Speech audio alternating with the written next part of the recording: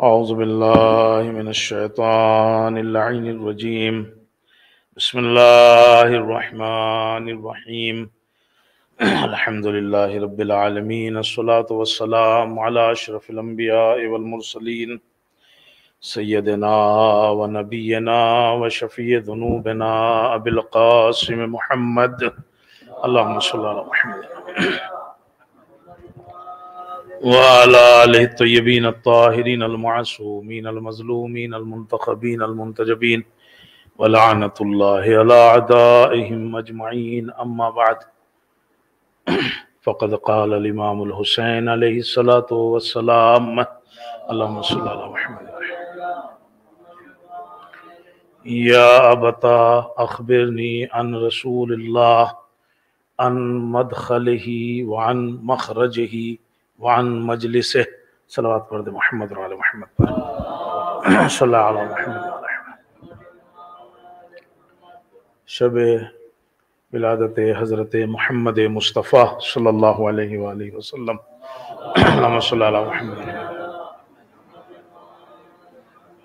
اور سبت اکبر امام حسن مجتبی علیہ السلام، اللہم صلی اللہ علیہ محمد، امام صادق علیہ السلام۔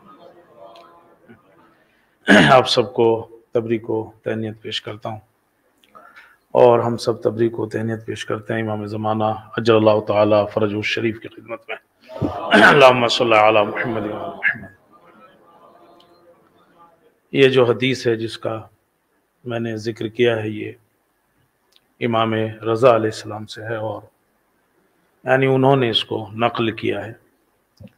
بہار الانوار میں بھی ہے، اور عیون اخبار الرضا اس میں بھی یہ جو ہے وہ حدیث موجود ہے۔ امام رضا نے اس میں ارشاد فرمایا کہ امام حسین نے اپنے بابا سے پوچھا، یعنی امام علی سے، تو رسول کے بارے میں سوال کیا ہے۔ اس حدیث کی اہمیت یہ ہے کہ اس میں سوال کرنے والا، جس سے سوال کیا جا رہا ہے، اور جس کے بارے میں سوال کیا جا رہا ہے، تینوں معصوم ہیں۔ یعنی امام حسین سوال کر رہے ہیں امام علی سے، اور کس کے بارے میں سوال کر رہے ہیں؟ رسول اکرم کے بارے میں، تو تینوں معصوم ہیں اس میں۔ یا دوسرے لفظوں میں یوں کہا جا سکتا ہے کہ اس حدیث میں ذاکر اور خطیب جو ہے وہ امام علی ہیں، اور سننے والے جو ہیں وہ امام حسین ہیں، اور اس کا ٹاپک جو ہے وہ رسول اکرم ہے۔ یہ حدیث اس لحاظ سے بڑی معتبر ہو جاتی ہے۔ اور دوسری اہمیت یہ ہے کہ اس میں جو سوال ہوا ہے وہ امام علی سے ہوا ہے رسول اکرم کے بارے میں، تو ظاہر سی بات ہے رسول اکرم کے بارے میں امام علی سے بہتر کوئی نہیں بتا سکتا، چونکہ امام علی جو ہے وہ شروعات سے لے کر، چونکہ امام علی تو بچپنے ہی سے رسول اکرم کے گھر میں پلے بڑھے ہیں، تو چاہے وہ گھر کی زندگی ہو، چاہے وہ باہر کی زندگی ہو، چاہے وہ صلح کی زندگی ہو، چاہے وہ جنگ کی زندگی ہو، امیر المومنین ہر لمحہ جو ہے وہ رسول اکرم کے ساتھ رہے ہیں۔ لہٰذا ان سے بڑھ کر اور بہتر طریقے سے کوئی دوسرا جو ہے وہ رسول اکرم کے بارے میں نہیں بیان کر سکتا۔ تو اس لحاظ سے یہ حدیث جو ہے وہ تھوڑی جو ہے وہ اہم ہو جاتی ہے اور بڑی معتبر حدیث ہے۔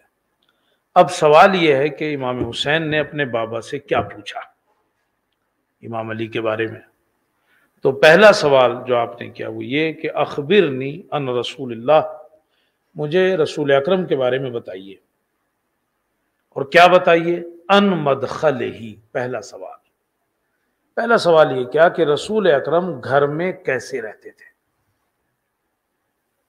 رسول اکرم ان مدخلہ، یعنی ان کے گھر کے بارے میں بتائیے کہ وہ گھر میں جو ہے وہ کیسے رہتے تھے۔ میں نے کہا کہ امیر المومنین سے بڑھ کے کوئی نہیں بتا سکتا، چونکہ آپ کا بچپنا جو ہے وہ آپ کے ساتھ جو ہے وہ گزرا ہے، اور سوال بھی ان سے ہے کہ رسول اکرم گھر میں جو ہے وہ کیسے رہتے تھے۔ امیر المومنین نے جو جواب دیا ہے وہ یہ کہ رسول اکرم جب گھر میں داخل ہوتے تھے، اذا دخل فی بیتہ، جب آپ اپنے گھر میں داخل ہوتے تھے تو اپنے وقت کو 3 حصوں میں تقسیم کرتے تھے۔ گھر میں بھی جب ہوتے تھے، جب گھر میں جاتے تھے اذا دخل فی بیتے، جب گھر میں جاتے تھے تو وقت کو، جو گھر میں وقت گزرتا تھا، ٹائم گزرتا تھا، اس کو 3 حصوں میں تقسیم کرتے تھے۔ پہلا حصہ جزء للہ، ایک حصہ جو ہے وہ اللہ کے لیے ہوتا تھا۔ یعنی رسول اکرم گھر میں بھی جب ہوتے تھے تو ایک وقت کا اپنے ایک حصہ جو ہے وہ اللہ کے لیے ہوتا تھا، یعنی عبادات کا انجام دینا۔ اور یہ رسول کی زندگی میں بہت ملتا ہے کہ گھر میں بھی آپ جو ہے وہ بہت عبادت جو ہے وہ کرتے تھے۔ جناب ام سلمہ سے وہ روایت ہے بڑی مشہور، کہتے ہیں کہ جناب ام سلمہ کہتی ہیں کہ رسول اکرم ایک دن جو ہے وہ ایک رات میرے یہاں تھے، کہ آدھی رات کو جب میری آنکھ کھلی تو میں نے انہیں بستر پہ نہیں پایا، تو میں نے سوچا کہ کدھر چلے گئے۔ اب جو کمرے میں نظریں دوڑائیں تو وہ ایک کونے میں عبادت میں مصروف تھے، عبادت کر رہے تھے اور بہت رو رہے تھے، گریا کر رہے تھے۔ میں نے سنا وہ کچھ دعائیں مانگ رہے ہیں، تو میں نے سنا کہ پہلی دعا یہ مانگ رہے ہیں وہ کہ خدایا جو نعمتیں تو نے مجھے دی ہے وہ مجھ سے واپس مت لینا۔ یہ ہمارے لیے بھی اہم سبق ہے کہ ہم اپنی دعاؤں میں کیا مانگیں۔ رسول اکرم رات کو عبادت کر رہے ہیں اور جو دعائیں مانگ رہے ہیں ان میں سے پہلی دعا کیا مانگ رہے ہیں؟ خدایا تو نے جو ہمیں نعمتیں دی ہیں اسے واپس نہ لینا۔ آپ دیکھو ہم ہمیشہ کیا ہوتا ہے کہ جو نہیں ہے وہ مانگتی، یہ دے دو، جو ہے اس کا ہمیں خبر ہی نہیں ہوتی۔ لیکن رسول اکرم کیا کہہ رہے ہیں؟ جو نعمتیں تو نے مجھے دی ہیں وہ ہم سے واپس نہ لینا۔ آنکھ کی نعمت ہے، کان کی نعمت ہے، یہ جسم ہے جو اللہ نے دیا ہے، یہ دل و دماغ ہے جو اللہ نے دیا ہے، یہ ساری نعمتیں تو ہیں۔ مانوی نعمتوں میں اسلام ہے، نبوت ہے، امامت ہے، یہ سارے عقائد ہے جو اس نے ہمیں دیے ہیں۔ تو آپ جو پہلی دعا کر رہے ہیں وہ یہ کہ یا اللہ تو نے جو ہمیں نعمتیں دی ہیں اس نعمت میں سے کچھ مت لینا، وہ چھیننا مت مجھ سے، جو تو نے دی ہیں وہ دے دی۔ دوسری دعا آپ نے یہ کی کہ خدایا مجھے دشمنوں کے طعنوں اور حاسدوں کے حسد سے محفوظ رکھ۔ ظاہر سی بات ہے اگر نعمتیں ہیں، ظاہری نعمتیں، باطنی نعمتیں، تو حاسدین کا حسد بھی ہوتا ہے، دشمنوں کے طعنے بھی ہوتے ہیں۔ تو رسول اکرم جو دوسری دعا کر رہے ہیں وہ یہ کہ خدایا دشمنوں کے طعنوں سے اور حاسدوں کے حسد سے جو ہے وہ بچا۔ تیسری دعا آپ نے یہ کی کہ خدایا جو گناہ میں نے اب تک نہیں کیے ہیں آئندہ بھی نہ کروں، یعنی مجھے توفیق دے، جو گناہ مجھ سے ہو چکے ہیں، جو گناہ مجھ سے نہیں ہوئے ہیں وہ آئندہ بھی نہ ہو۔ اس لیے کہ کوئی بیمہ تو نہیں ہے کہ بھائی صاحب نہیں ہوئے تو آئندہ بھی نہیں ہوں گے، شیطان تو کسی وقت بھی بہکا سکتا ہے نا۔ تو تیسری اہم دعا رسول اکرم نے کی کہ وہ گناہ جو میں نے اب تک انجام نہیں دیے ہیں وہ آئندہ بھی انجام نہ دوں۔ اور چوتھی دعا جو رسول اکرم نے ارشاد فرمائی وہ یہ کہ خدایا مجھے ایک لمحے کے لیے بھی اکیلا مت چھوڑ، یعنی ایسا نہ ہو کہ ایک لمحے کے لیے بھی میرے اوپر سے تو نظر رحمت ہٹا لے۔ لا تکلنی طرفت عین ابدا، ایک لمحے کے لیے بھی مجھ سے جو ہے وہ نظر نہ ہٹا۔ جناب ام سلمہ کہتی ہیں کہ میں نے یہ چاروں دعائیں رسول اکرم کی سنی کہ رو رو کے دعائیں کر رہے ہیں، اور کہا میں بستر پہ چلی گئی اور رونے لگی۔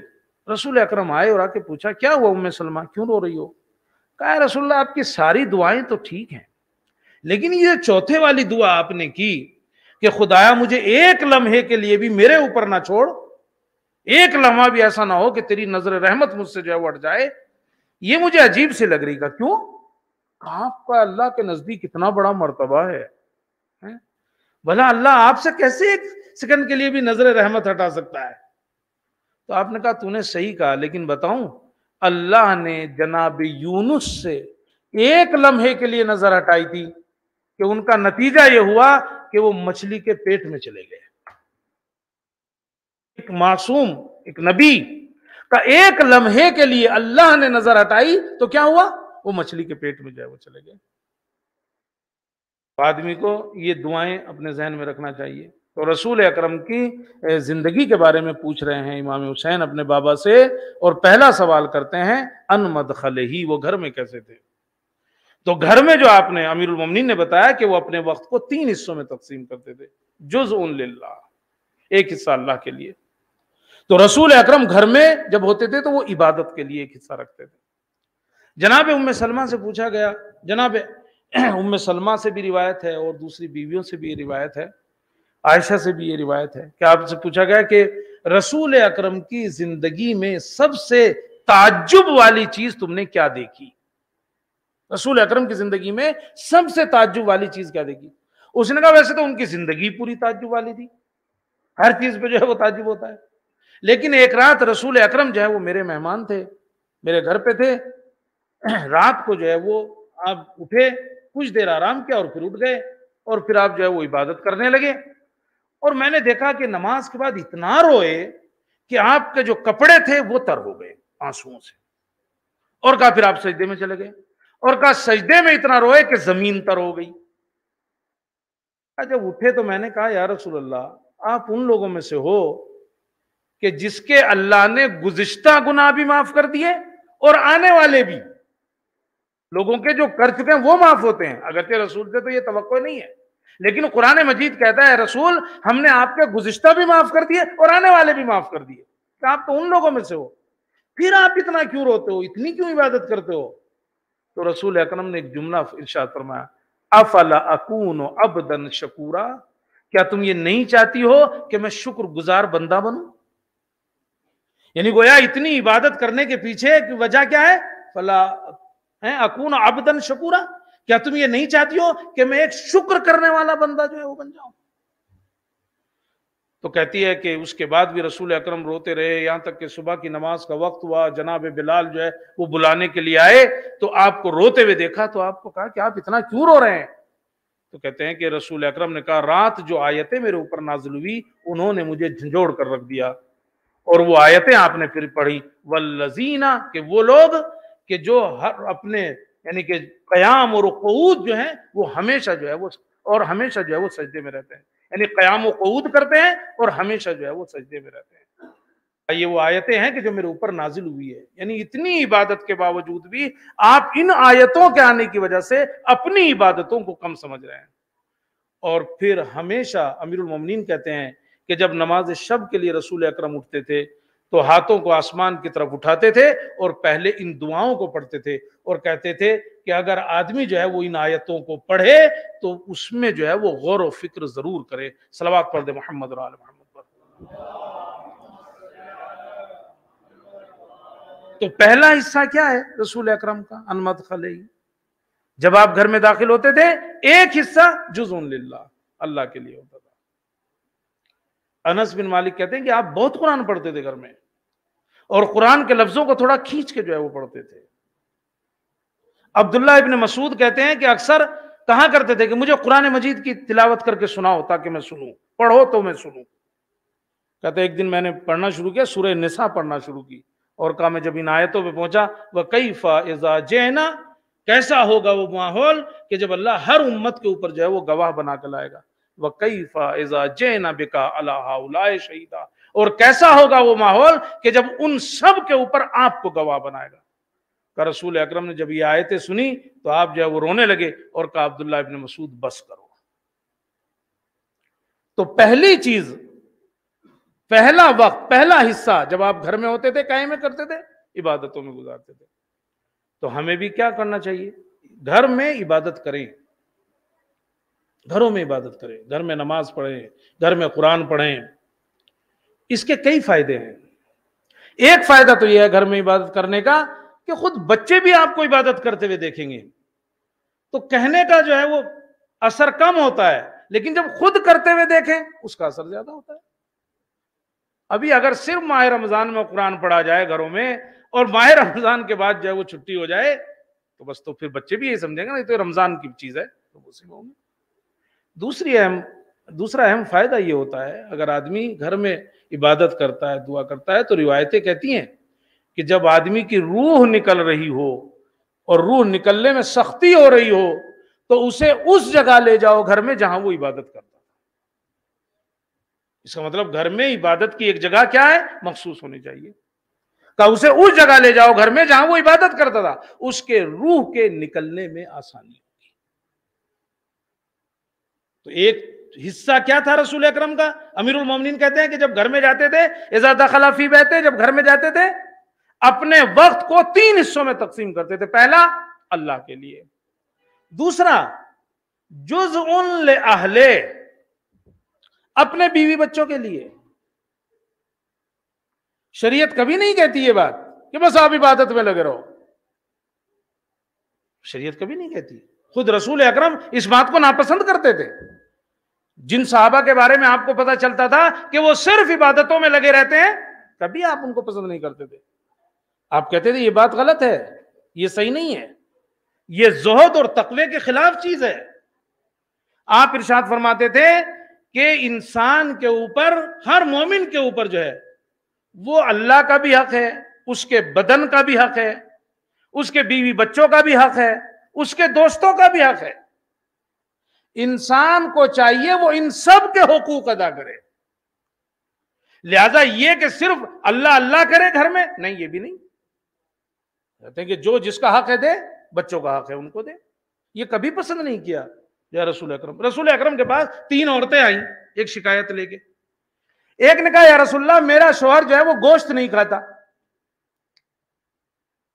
ایک آئی وہ کہنے لگی یا رسول اللہ میرا شوہر جو ہے وہ خوشبو نہیں لگاتا۔ ایک آئی اس نے کہا یا رسول اللہ میرا شوہر مجھ سے ہم بستر نہیں ہوتا۔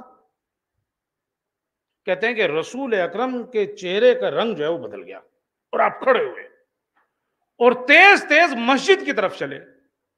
روایت کے فقرے یہ ہیں کہ آپ کی ابا جو ہے وہ زمین سے رگڑ رہی تھی، یعنی اتنی تیزی میں اور غصے میں جو ہے وہ جا رہے تھے۔ اور آپ مسجد میں گئے، ممبر پہ گئے، حمد و ثنا الہی کی، اور آپ نے کہا میں نے سنا ہے کہ میرے اسام میں سے کچھ جو ہے وہ گوشت نہیں کھاتے، میرے اسام میں سے کچھ لوگ جو ہے خوشبو نہیں لگاتے، میرے اسام میں سے کچھ لوگ جو ہیں وہ بیوی سے ہم بستر نہیں ہوتے۔ آپ نے پلٹ کے کہا لیکن میں تو نبی ہو کے یہ سارے کام کرتا ہوں، میں نبی ہوں، نبی ہونے کے بعد یہ سارے کام کرتا ہوں، اور کہا یہ میری سنت ہے، اگر کوئی میری اس سنت پر عمل نہیں کرتا ہے تو وہ مجھ سے دور ہے۔ تو صرف رسول اکرم اللہ کے لیے نہیں وقت نکالتے تھے، دوسرا وقت امیر المومنین کہتے ہیں جزء لأہلہ، بیوی بچوں کے لیے جو ہے وقت نکالنا ہے۔ اسلام نے کبھی اس کو نہیں سمجھا ہے بہتر کے صاحب جو ہے وہ اسی کام میں جو ہے وہ لگا رہے آدمی، نہیں، بالکل نہیں سمجھا ہے۔ امیر المومنین جب جنگ جمل جو ہے وہ ختم ہوئی اور بصرہ کے اندر گئے تو آپ کو پتا چلا کہ آپ کا ایک ساتھی جو ہے زیاد بن اولا، وہ جو ہے مریض ہے۔ آپ اس کی عیادت کے لیے گئے اور دیکھا بہت بڑا گھر ہے اس کا بھائی۔ تو آپ نے کہا بھائی اتنے بڑے گھر کی کیا ضرورت ہے تمہیں اس دنیا میں؟ اگر اتنا بڑا گھر چاہیے تو آخرت کے لیے رکھو، یہ کیا کام کا تمہارے اس دنیا میں؟ اور پھر آپ نے کہا اگر تمہیں واقعاً اس گھر کو اس دنیا میں بھی تمہارے کام آ جائے، اگر ایسا کرنا چاہتے ہو تو اس میں مہمان نوازی کرو، یعنی اس میں جو ہے مہمان بلاؤ، صلہ رحم کرو، اس گھر کا فائدہ صرف تمہیں نہ پہنچے دوسروں کو بھی جو ہے وہ پہنچے۔ زیاد بن اولا نے سنا اور کہا کہ ٹھیک ہے۔ پھر اس نے کہا کہ میرا جو بھائی ہے اس کی شکایت کی، اس نے کہا میرا جو بھائی ہے وہ جنگل میں نکل گیا ہے اور بس اللہ کی عبادت میں لگا، بیوی بچوں کو چھوڑ دیا ہے، نہ کھانے کا نہ پینے کا۔ امیر المومنین نے کہا اسے بلاؤ، اسے بلایا گیا تو امام نے کہا بھئی یہ کیا ہے؟ تمہاری عقل کو شیطان نے جو ہے وہ گمراہ کر دیا ہے، تمہاری عقل کو زائل کر دیا اس نے۔ کیا تمہیں یہ لگتا ہے کہ اللہ نے جو تمہیں نعمتیں دی ہیں اگر تم انہیں استعمال کرو گے وہ تم سے سوال کرے گا؟ ارے جو اس نے نعمتیں دی ہیں ان کا فائدہ اٹھاؤ، تمہیں لگتا ہے وہ تم سے سوال کرے گا ان کے بارے میں؟ تو اس نے پلٹ کے کہا یا علی آپ بھی تو ایسے ہی رہتے ہیں، آپ کا لباس بھی تو ایسا ہی ہے، آپ کا کھانا پینا بھی تو ایسا ہی ہے۔ امیر المومنین نے پلٹ کے کہا میرے میں اور تیرے اندر فرق ہے، میں اس امت کا حاکم ہوں، اور جو امت کا حاکم ہوتا ہے نا اس کی ذمہ داری ہے کہ وہ اپنی امت کے سب سے کمزور ترین آدمی کی طرح رہے تاکہ اسے شرمندگی نہ ہو، اور جب وہ اپنے لباس اور اپنے کھانے پینے کو دیکھے تو وہ کہے کہ یہ صرف میرے لیے نہیں ہے، میرا مولا بھی تو ایسے ہی پہنتا ہے، میرا مولا بھی تو ایسا ہی کھاتا ہے۔ صلوات پڑھ دے محمد علیہ محمد۔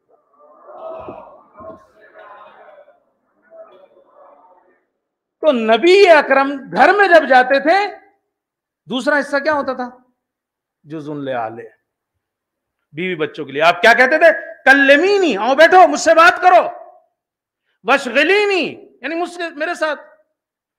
اچھا اس وقت صحیح تھا، آپ نے کہہ دیا، واٹس ایپ نہیں تھا نا اس وقت.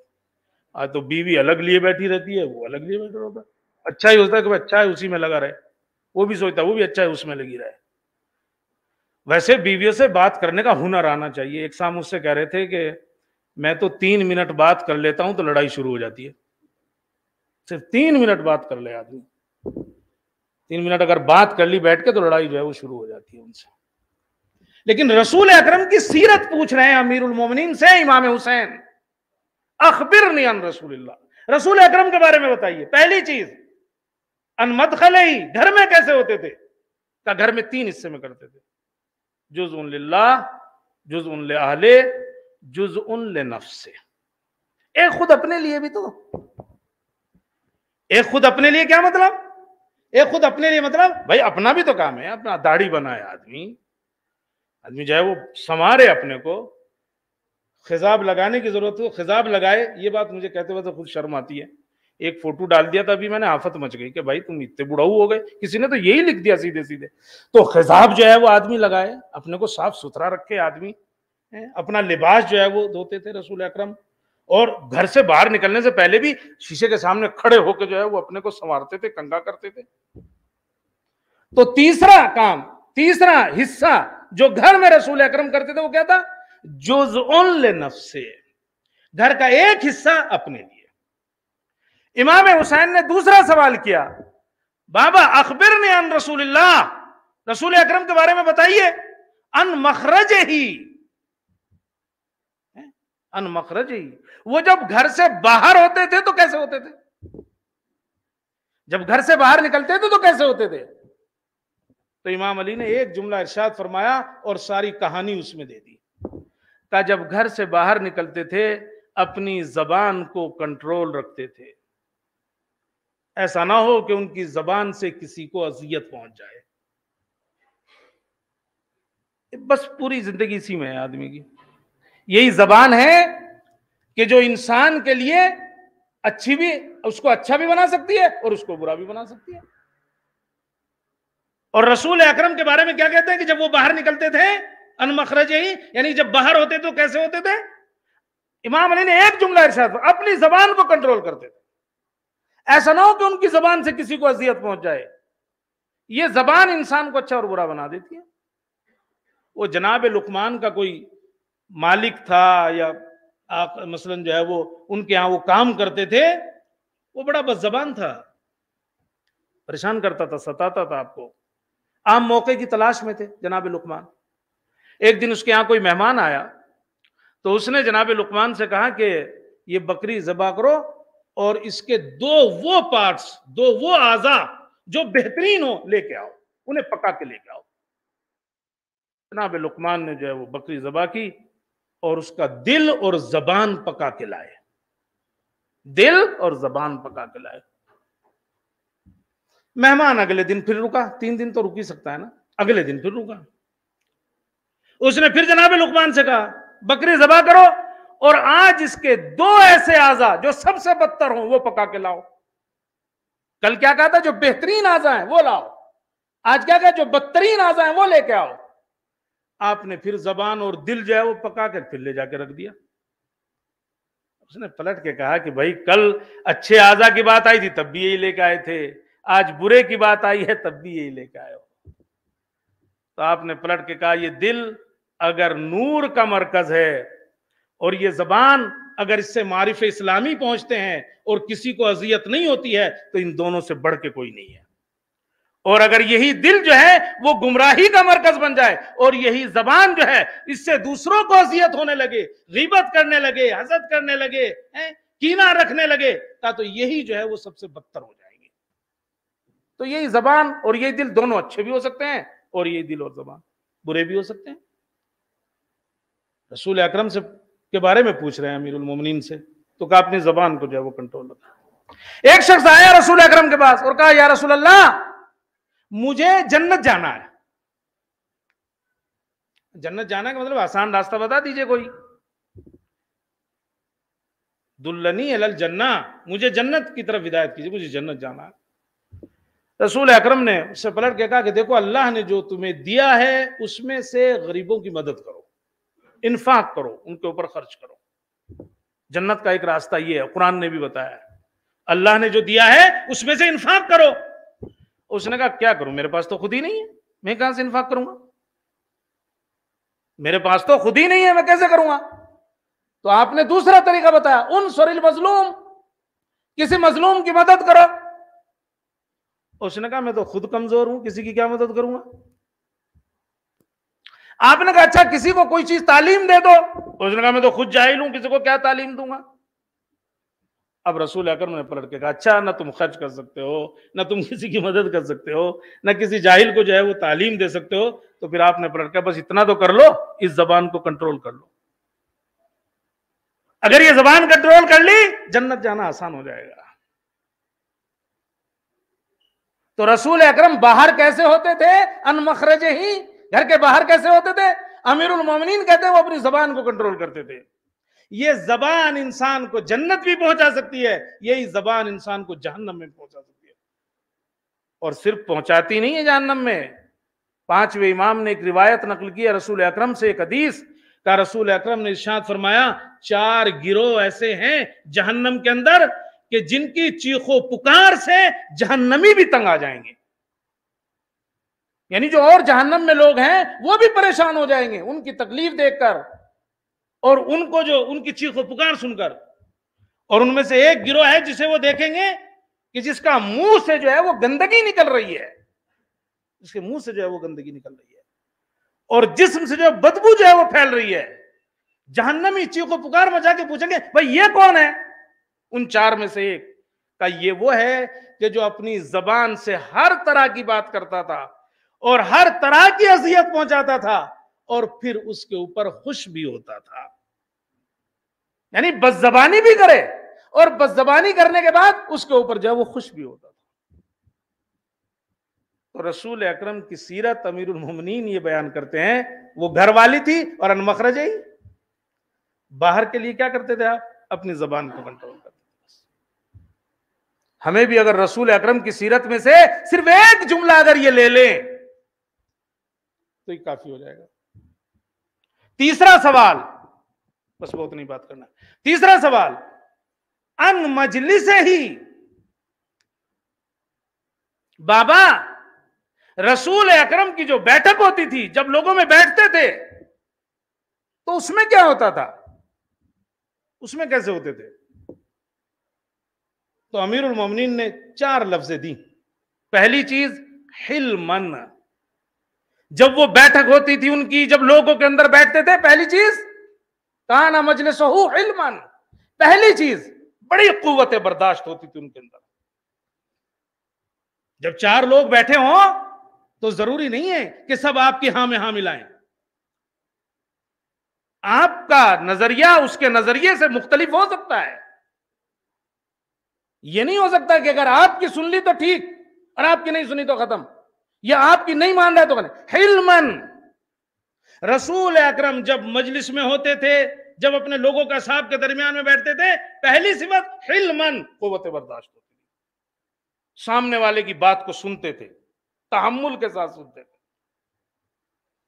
حتیٰ کہ اگر خاص طور سے مجلسوں میں بیٹھے ہوتے تو ویسے بھی اگر جسمانی بھی کوئی تکلیف ہوتی تب بھی آپ نہیں بولتے تھے۔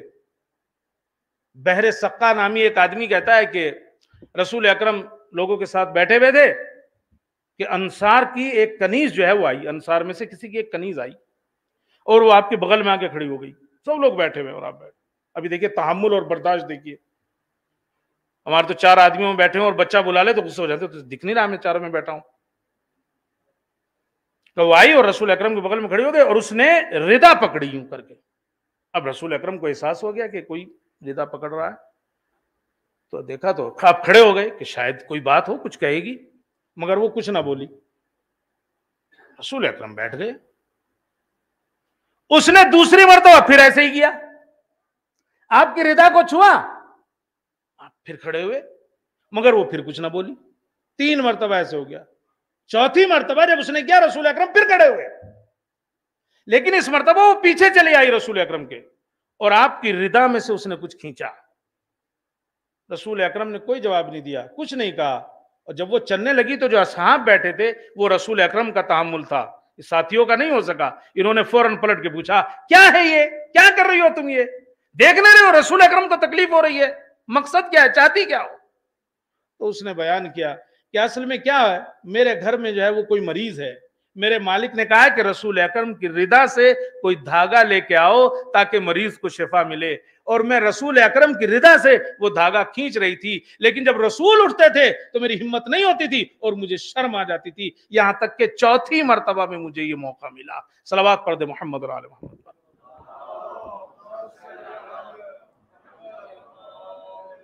تو کانا مجلسہ حلمن، قوت برداشت۔ جب آپ چار آدمیوں کے بیچ میں بیٹھے ہو تو سامنے والے کی بھی سنو بھائی،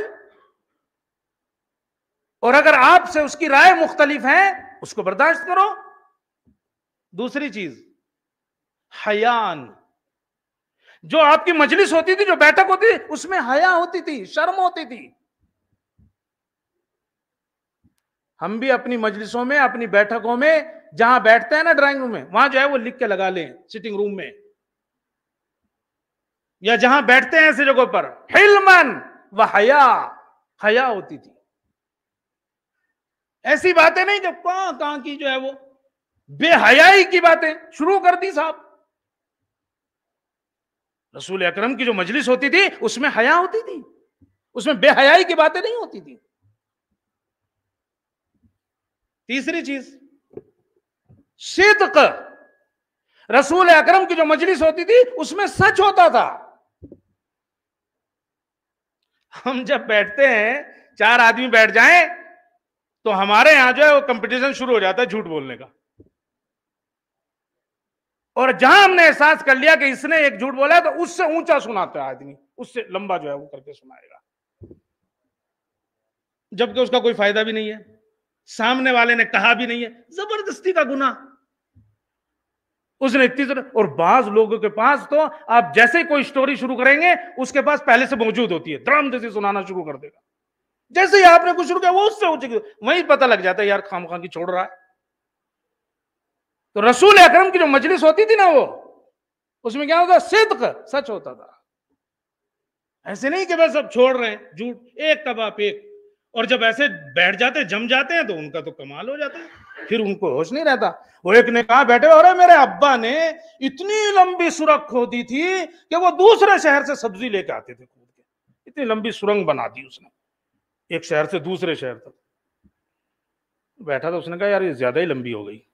اس نے کہا میرے ابا کے پاس ایک ایسا بانس تھا کہ صاحب اس سے وہ جب کبھی بارش نہیں ہوتی تھی نا، بادلوں کو ہلاتے تھے اور بارش ہو جاتی تھی۔ چھوڑنے میں کیا جا رہا ہے، پیسے تھوڑے خرچ ہو رہے ہیں۔ اب اسے پہلے والوں کو احساس ہوا کہ یار یہ تو پھنس سمجھ گیا ہے شاید کہ میں جھوٹ ہی بول رہا ہوں۔ اس نے کہا اچھا یہ بتانا تیرا ابا وہ بانس رکھتا کہاں تھا؟ کہا اسی سرنگ میں جو تیرے ابا نے کھودی تھی، اسی میں رکھتا تھا۔ کانا مجلس ہو حلم، حیا، صدق۔ جب ان کی مجلس ہوتی تھی، بیٹھک ہوتی تھی، جب اس میں ہوتے تھے وہ سچ بولا جاتا تھا، کوئی جھوٹ بولنے کی جرت بھی نہیں کرتا تھا۔ وہ کہتے ہیں نا ایک پکا جھوٹا جو ہے وہ آخرت میں جب پہنچا تو جنت کے سامنے سے گزرا، ایسے لوگوں کو دکھانے کے لیے شاید گزارتے ہوں کہ بھائی دیکھ۔ اب اس نے دیکھا ایک دیوار ہے بڑی سی، اس پہ گھڑیاں لگی ہوئی ہیں، بڑی بڑی گھڑیاں لگی ہوئی ہیں۔ اب وہ گھڑی تھوڑا کسی کی گھوم رہی ہے، کسی کی تیز گھوم رہی ہے، کسی کم گھوم رہی ہے۔ اس نے فرشتے سے پوچھا یہ کیا ہے؟ کہا اصل میں یہ جھوٹ پکڑنے والی مشین ہے، کون کتنا جھوٹ بولتا ہے۔ کا مطلب کہ جب کوئی جھوٹ بولتا ہے نا تو یہ گھومتی ہے، دیکھو فلاں کی ہے وہ گھوم نہیں رہی، وہ جھوٹ نہیں بول رہا ہے، فلاں کی ہے یہ ایک بار گھومی ہے، یہ دو بار گھومی ہے، تو یہ تو خود بہت بڑا جھوٹا تھا۔ اس نے کہا میرے والی کہاں ہے؟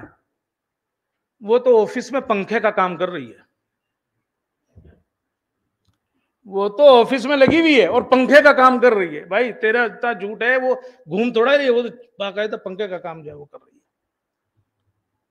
تو رسول اکرم کی جو مجلس ہوتی تھی نا، حلم، حیا، صدق، چوتھی چیز امانت، اس میں جو ہے وہ کیا ہوتی تھی، امانت داری ہوتی تھی۔ امانت داری کا مطلب، ہم جب امانت کہتے ہیں، امانت کا مطلب صرف پیسے ہی جو ہے وہ صحیح سے لے کے اور صحیح سے پہنچانے والی بات نہیں ہوتی. باتوں میں امانت داری، رازداری میں امانت داری. ایسا نہ ہو کہ جب چار بیٹھ گئے پوچھ بھی نہیں رہے تو آپ نے بیان شروع کر دیا، اوے اسے تو میں نے وہاں دیکھا تھا، اسے تو میں نے یہاں دیکھا تھا، اس کی گاڑی تو وہاں کھڑی تھی. اس سے کوئی پوچھا تو اسے کسی نے؟ امانت داری لکھ کے لگائیے اپنے گھروں میں. جہاں بیٹھتے ہیں چار لوگ وہاں بیٹھیں. اگر ایسی مجلس ہے تو وہ مجلس رسول ہے، اور اگر ایسی مجلس نہیں ہے جس میں صدق نہیں، حیا نہیں، حلم نہیں، امانت نہیں، وہ مجلس رسول نہیں ہے. رسول اکرم جب مجلس میں بیٹھتے تھے تو کبھی بھی پاؤں پھیلا کے نہیں بیٹھتے تھے. جب اصحاب کے درمیان میں بیٹھتے تھے رسول اکرم کبھی بھی ٹیک لگا کے نہیں بیٹھتے تھے. رسول اکرم کی جو مجلس ہوتی تھی گول دائرے میں ہوتی تھی، تاکہ یہ نہ ہو کہ یہ آگے بیٹھ گیا، یہ سامنے بیٹھا ہے، وہ پیچھے بیٹھا، نہیں، گول دائرے میں مجلس ہوتی تھی. رسول اکرم جب بات کرتے تھے تو سب کو برابر نظروں میں تقسیم کرتے تھے، صرف ایک کی طرف نہیں دیکھتے تھے، سب کو برابر سے دیکھتے تھے. یہ تھی کانا مجلس یہ تھی رسول اکرم کی مجلس. اور چوتھی اور آخری بات، مجھے تو کہنا نہیں تھا، یہ بیچ میں تھوڑا پھنس ہو گیا. چوتھی بات اور کہا انسیرت ہی ما جلسائے ہی. اب وہ جو ان کے ساتھی تھے ان کے ساتھ کیا برتاؤ تھا ان کا، وہ جو ان کے ساتھ جن کے ساتھ اٹھتے بیٹھتے تھے، ما جلسائے ہی، وہ جو ان کے ساتھ اٹھتے بیٹھتے تھے ان کے ساتھ ان کی سیرت کیا تھی. تو ان کے ساتھ ان کی سیرت کیا تھی؟ جیسے ہی گھر سے نکلتے تھے جب بھی کوئی ملتا تھا خود سے جو ہے وہ سلام کرتے تھے. سلام میں تقدم، سب سے پہلے اس کو جو ہے وہ سلام کرتے تھے. اس کے احوال پوچھتے تھے. نیا آدمی ہوتا تھا تو نام پوچھتے تھے. ضرورت مند ہوتا تھا تو اس کی ضرورت کو پورا کرتے تھے، اور اگر ضرورت کو پورا نہیں کر پاتے تھے تو اس کے لیے دعائیں خیر کرتے تھے. ضروری نہیں ہے کہ ہر بار ضرورت پوری کر دی جائے. 3 دن اگر کسی کو نہیں دیکھتے تھے اس کے بارے میں پوچھتے تھے وہ کہاں گیا، اس کے بارے میں جو سوال کرتے. اگر کسی نے مسافے کے لیے ہاتھ بڑھا دیا اور مسافہ کر لیا تو جب تک وہ ہاتھ نہ کھینچے تب تک آپ ہاتھ نہیں کھینچتے تھے. ہمارے مسافے کی ایک قسم تو یہ ہے، یہ والی اتنا ہی ملاتا ہے، فرشتوں تک پہ احسان ہوتا ہے اس کا، ملاتا انگلیوں بھی صحیح سے نہیں ملتی. جب وہ ملاتے تھے تو جب تک سامنے والا ہاتھ نہ کھینچ لے وہ ہاتھ نہیں کھینچتے تھے. اپنے اصحاب تو چھوڑیے، خادموں کے ساتھ بھی اچھا برتاؤ ہوتا تھا. انس بن مالک، ماہ رمضان تھا، رسول اکرم کو تھوڑا دیر ہو گئی، کبھی کبھی ہو جاتی تھی، لوگ سوال کرنے لگتے تھے یا افطار پہ لے جاتے تھے گھر. اس بار بھی دیر ہوئی تو انس نے سوچا کہ شاید افطار کے لیے لے گیا ہوگا کوئی، مجھے کیا پتا. اب وہ افطار کے لیے لے گیا ہو کوئی، وہ جو رسول اکرم کا افطار کا تھا وہ کھا گیا خود انس بن مالک. رسول اکرم جب آئے گھر تو اس نے پوچھا یا رسول اللہ افطار کر لیا؟ کہاں بھائی، وہ لوگ مسئلے پوچھ رہے تھے، غلام بھائی جیسا کوئی پھنس گیا تو وہ مسئلے پوچھ رہے تھے کوئی، اور دیر ہو گئی اس میں آنے میں، وہ ہو گیا مجھے. تو کہا یا رسول اللہ وہ تو میں کھا گیا جو آپ نے دیا، وہ جو آپ کے لیے رکھا تھا. آپ نے کہا کوئی بات نہیں.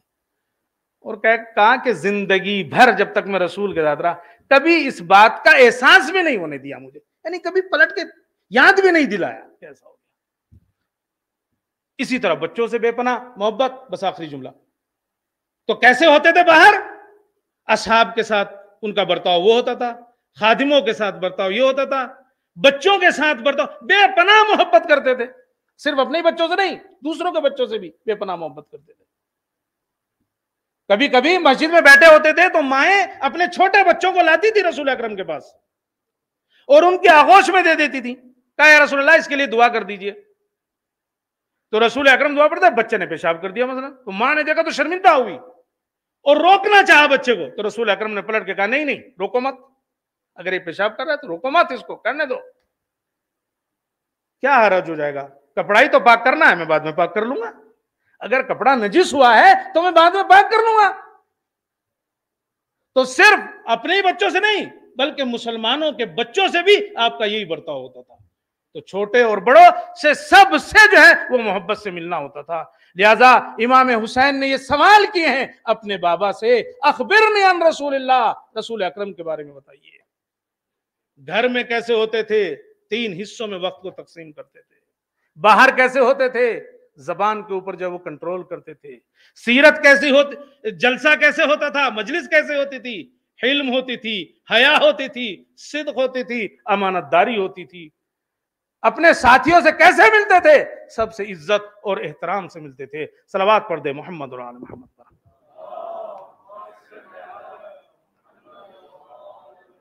ان اللہ و ملائکتہ یصلون علی النبی یا ایھا الذین آمنوا صلوا علیہ وسلموا تسلیما.